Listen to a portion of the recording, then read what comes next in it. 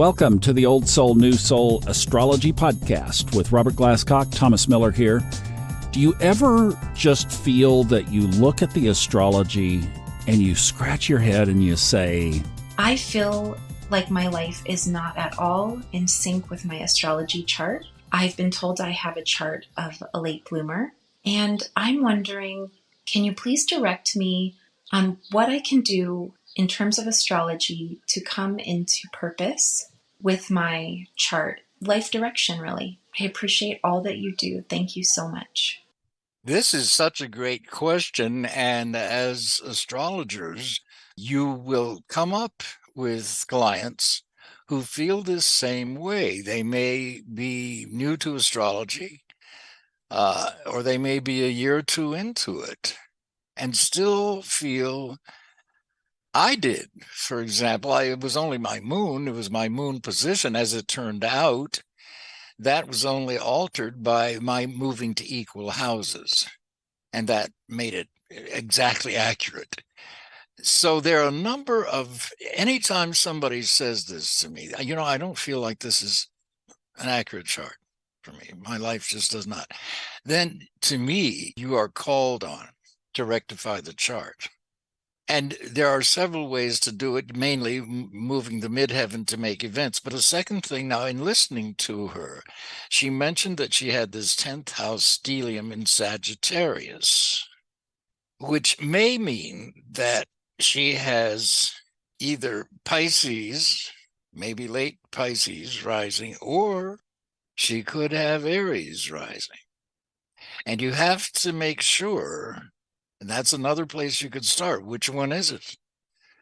Pisces rising, and you want to ask physical health questions, basically, because those are bodily and you can't deny them. They're physical facts. And body type is likely to be very different if you have Pisces rising and are ruled by Jupiter and Neptune, or if you have Aries rising and you're ruled by Mars. It's a completely different physiognomy, and also a different metabolism. So those are ways that you can begin to rectify a chart. And once you do that, for example, she didn't give her ascendant, so I don't know what her chart ruler is. And that would make all the difference if, in fact, she were to have Aries or Pisces rising.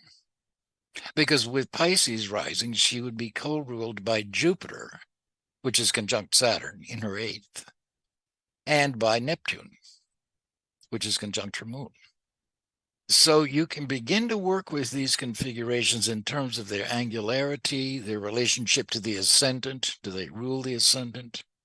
And if you don't have a birth time at all, which I think she does, but if you're stuck with, and it does happen occasionally, people are born without a birth certificate. I had one client who did not even know her birth date because she was a Vietnamese orphan, and so she had no records. And I told her, I think you're the only human being I've ever known who had absolutely no horoscope whatsoever, because it doesn't matter what anybody says, it will always be speculative. And so in one sense, you're totally free from any fate. It's kind of a remarkable state of being. The only kind of astrology you will ever be able to use is horary, which she did. Now that would be interesting right there. It was.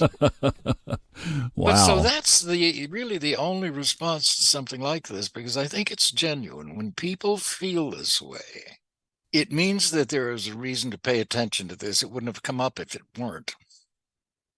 So pay attention to it. Figure out what's off. It takes a little work. And the more practice you have doing this, it doesn't come up that often. But when it does, this is how you do it. You begin to study these archetypes. And if you can find these differences, like particularly with the ascendant or the midheaven, changing signs because it's very early in the sign or very late in the sign, it might be in a different sign, particularly if you have that adjustment. It's a big help. Also, if the moon were to change signs, because it's a fast-moving planet. That too can be an aid in coming to a decision about what is a more accurate birth time. Because without the ascendant and midheaven being accurate, you don't know exactly what houses these planets are in. And that's what's uncertain here. All right. Because all of the rulerships could change just because the ascendant changes, you see. Boy, that's why this is so critical.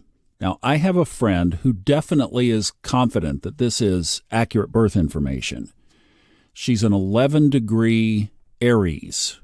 And I've talked to her several times, and she says, I just don't feel like Aries at all. She's soft-spoken. She has a quiet demeanor. She doesn't have a temper. It's like as you keep going, she's not overly, self-starting. I mean, to the point of just always pushing. And in fact, if you were to look at her and be with her for any length of time, you would think, where is this Aries sun? Well, the first thing I noticed is that Mars rules all those Aries planets, and it's in Pisces, which is all the things you described, except it's a dual sign. And it's opposite her moon in Virgo. So she's very discriminating and very critical, and very bright. And Venus in Aries, so the Mars in Pisces softens all of that supposed drive and everything, but she really is. In many ways, this is a born caregiver, including going all the way up into medical fields, healthcare fields, and so on. So she's very capable of sacrificing herself for other people. And she's got the Venus retrograde conjunct her sun. So in a lot of ways, love and romance and marriage may come second to her growing desire to add metaphysics and spirituality to her healing talents. She's very bright. Yeah, she is. She's a talented artist as well. Yeah, and so that you go into any of the Pisces areas of career, the healthcare fields is one, certainly the arts, spirituality, and metaphysics, is another one. But I think that's an example of how a ruling planet will color all of the planets that are in the sign that it rules. And by the way, this chart, of course, without the identification, will be in the show notes, so you can download this to see exactly what we're talking about. You said this doesn't come up very often. What kind of percentage, if you were to think about? I know. That's a more. Is it like with less than 5% of the time? Wow. Okay. Oh yeah, maybe 2%. Oh, okay. So normally it's pretty spot on. Yeah, or within a minute. Well, for example, we rectified Donald Trump's chart in that class only by 4 minutes. Right. So, which doesn't sound like a lot until you get into using solar arcs, and you want to use the ascendant solar arc. You'd better have an accurate ascendant to begin with and an accurate midheaven to begin with, or those solar arcs will be off by 1 year. So that's why you do it. And plus, we did it because Donald Trump has the very tail end of Leo rising. He could very easily have Virgo rising. And one of the ways when we rectified it according to when his father made him I believe, president of Trump.org when he was 21, if I'm not mistaken, we made the midheaven correspond with that. And then and some other events in his life. And then we went through his children, gender by gender, starting with his first child, which is shown in a man's chart in his 5th house, his second child at his 7th house, his third child at his 9th house, his 4th child at his 11th house, his 5th child at the ascendant, and so on. And in every case, they were exactly right. First child was a boy, second child was a girl, third child was a boy, 4th child was a girl, 5th child was a boy. And then we said, let's try it with his siblings in order.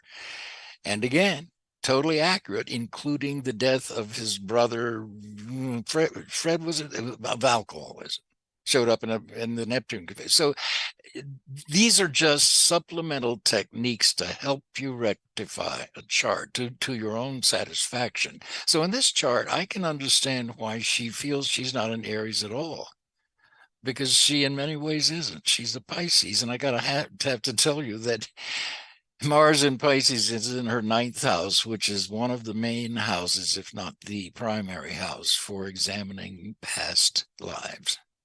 Wow. Mm-hmm. She was also a spiritual late bloomer. She was not raised in a spiritual or religious family, and she only found this late 30s, early 40s, I would say. Interesting. I'm just thinking about her value system. And you got 2 planets Saturn and Uranus both square each other, and that's exactly what potentially is there. Uranus is the stronger of the two. Awakening will take precedence over inhibiting with that square. And they're both at 10 degrees, one's at 11 almost, but 10 degrees times at age 10, this began. We're breaking away from those kinds of values and traditions at 10, 20, 30, 40, 50, 60, 70, 80, every 10 years. She has a breakthrough experience that alters her values and awakens her even more. Do you see what I'm saying? Yeah. I love it. I love it. I know it's a lot to put together, especially for those of us who are not as just proficient in taking a look at something. Robert's never seen this and being able to pick it apart so quickly. But what an amazing ability the sky gives us to understand ourselves and others. Robert, thank you for this. If you'd like to book Robert for a reading or anything else that we have going on here, it's all in the show notes attached to the episode.